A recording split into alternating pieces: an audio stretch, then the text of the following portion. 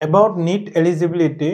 সববাৰে এটো কনফিউজন হয় মানে যে নিটৰ এক্সাক্ট এলিজিবিলিটি কি হয় এটা এটা দুটা বস্তু আছে এটা হল অল ইন্ডিয়া বেসিসৰ এটা হল স্টেট বেসিস যোনটো আসামৰ কাৰণে হয় তো অল ইন্ডিয়া বেসিসত তো এটা সিম্পল কথা যে আপুনি 70 ইয়াৰ্ছৰ ওপৰত হ'ব লাগে আৰু পাস কৰিব লাগে হায়াৰ সেকেন্ডাৰীত আপুনি পিসিবি লৈ বা বায়োকেমিস্ট্ৰি বা বায়োলজি লৈ পিনে পাস কৰিব লাগে তেনেহলে আপুনি এলিজিবল হয় হেতু নতুন গাইডলাইনত আহিছে আগত যেনেকা পার্সেন্টেজ স্ট্যান্ডার্ডিস আছিলে হেবিলাক সব উঠাই দিছে এতিয়া অকল জাস্ট পাস কৰিব লাগে কিন্তু স্টেটত এটা বস্তু মানে এটা কোৱেশ্চন সবতকে কমন আছে আৰু ৰিসেন্টলিও ভাইটি এজনে কমেন্ট কৰিলে বা কোৱেশ্চন হদিলে মোক ইনবক্সত যে গ্ৰেস মাৰ্ক থাকিলে স্টেটৰ কাৰণে এলিজিবল হয় নে তো এটো কনফিউজন সববাৰে হয় যে কোনোবা কয় গ্ৰেস মাৰ্ক হলে পাবো বা গ্ৰেস মাৰ্ক হলে নাপাবো তো এক্সাক্ট এনসাৰটো হুদিবলৈ মই ডিএমই তাত কন্টাক্ট আছিল তো মই তাত হোৱাটসঅ্যাপ মেসেজ কৰিলো মেসেজ কৰাৰ পিছত ৰিপ্লাই দিলে তো এক্সাক্ট এলিজিবিলিটি হল যে যে আপুনি যদি স্টেটৰ কোটাৰ কাৰণে এলিজিবল হ'ব বিচাৰে বা স্টেট আসামৰ 85% কোটাৰ সিট যদি আপুনি লব বিচাৰে তেনেহলে আপুনি ফিজিক্স লব লাগিব কেমিস্ট্ৰি লব লাগিব বায়োলজি লব লাগিব এইখিনিৰ লগত ইংলিশ এই চাৰিটা সাবজেক্টত পাস কৰিব লাগিব উইথ জেনাৰেলৰ কাৰণে 50% মাৰ্ক আৰু ৰেসপেক্টিভ ওবিসি বা এসটি লগত 5% ডিডাকশন হৈ পিনে ইয়াতৰ এলিজিবিলিটি কমি আহে মানে 50% কৈ কম লাগে একজনৰ 45 লাগে আৰু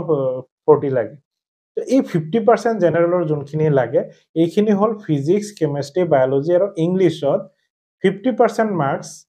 জেনাৰেলৰ কাৰণে সেম সিটিংত পাস কৰিব লাগিব ধৰলক সাবজেক্ট যিকোনো সাবজেক্ট একটা যদি গ্ৰেস মাৰ্ক পাই গল ধৰলক ফিজিক্সত পাই গল বা কেমিস্ট্রিত পাই গল বা বায়োলজিত পাই গল তেনেহলে হিয়তে যদি বেটারমেন্ট দিয়ে যে বেটারমেন্ট দিলো তেনেহলে মই এলিজিবল হৈ যাম নে যে মোৰ ফিজিক্সত গ্ৰেস মাৰ্ক পালো তো মই ফিজিক্স বেটাৰমেন্ট দিলো 90% পাই গলো আগৰখিনিত মোৰ 50% আছিল যদিও মানে ফিজিক্সত গ্ৰেস লগাৰ কাৰণে এতিয়া মই ফিজিক্সত হেতু মাৰ্ক কমাই দি পিনে মই পাৰ্সেন্টেজ কাউন্ট কৰিলে হ'ব নেকি তো নহয় যদি গ্ৰেস মাৰ্ক থাকে তেনেহলে অকল সিঙ্গল সাবজেক্টৰ বেটাৰমেন্ট দিলে নহব বেটাৰমেন্ট দিব লাগিব তিনটা সাবজেক্টতে ফিজিক্স কেমিস্ট্ৰি বায়োলজি ইংলিশ তো আলটিমেটলি পাঁচটা সাবজেক্টৰ বেস্ট অফ 5 এ চুজ কৰে তো আলটিমেটলি ৰি এক্সামে দিব লাগিব মানে বেটারমেন্ট অল 4 সাবজেক্ট দিব লাগিব মাস্ট বি তো ইয়াতকে বেটার যে আপুনি ৰি এক্সামে দিয়ে আৰু ৰি এক্সামৰ মাৰ্কশিটটো হে একসেপ্ট কৰিব এনেকুৱা নহয় যে যোনটো ইয়াৰত দিলে তাত বেটাৰমেন্ট আছিল মানে গ্ৰেস মাৰ্ক আছিল বাকি কেটাৰ নম্বৰ লৈ ললো অকল গ্ৰেস মাৰ্কৰ যোনটো নতুন এক্সাম দিম হেতুৰ মাৰ্কসটো ইয়াত কাউন্ট কৰিম তেনেকুৱা নহয় সিঙ্গল মাৰ্কশিট হ'ব লাগিব সিঙ্গল মাৰ্কশিটত ফিজিক্স কেমিস্ট্ৰি বায়োলজি আৰু ইংলিশ পাস কৰিব লাগিব উইথ 50% মাৰ্ক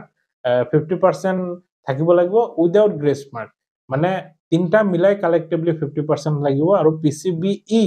হেতুটো 50% লাগিব উইদাউট গ্ৰেস মাৰ্ক আৰু যদি গ্ৰেস মাৰ্ক থাকে তে বেটাৰমেন্ট দিব লাগিব অল সাবজেক্টস মানে পিসিবিই সেম সিটিংত পাস কৰিব লাগিব উইথ 50% মাৰ্ক তো এটো হল এলিজিবিলিটি ক্ৰাইটেৰিয়া আৰু এটো নহলে স্টেটত আসাম স্টেটত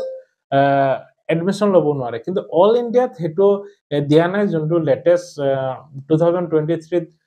যোনটো জুন মাহত যোনটো মেডিকেল এডুকেশনৰ ৰেগুলেশন দিছে তাত দিছে অকল পাস কৰিব লাগে আৰু 17 ইয়াৰ্ছৰ ওপৰত লাগে তাত আৰু বেলেগ একো মেনশন কৰা নাই তো তাত ইমান প্ৰবলেম নাই কিন্তু যদি স্টেট কোটাৰ কাৰণে হ'ব লাগে তেনেহলে স্টেট কোটাৰ কাৰণে উইদাউট গ্ৰেস মাৰ্ক 50% লাগিব তো এটো হল স্টেট এলিজিবিলিটি হয় আৰু এটো ৰিসেন্টলি মই ডিএমএ লগত কন্টাক্ট কৰি পিনে এটো পাইছো আৰু তো এটো আপডেটে আছে সকলোলৈ শেয়াৰ কৰিব জনে জনে টেনশন লৈ আছে বা জনে জনে নাজানে এই কনফিউজনটো দূৰ কৰিব আৰু সব নিট এসপিৰেন্টৰ লগত এটো দিব ভিডিওটো বাই বাই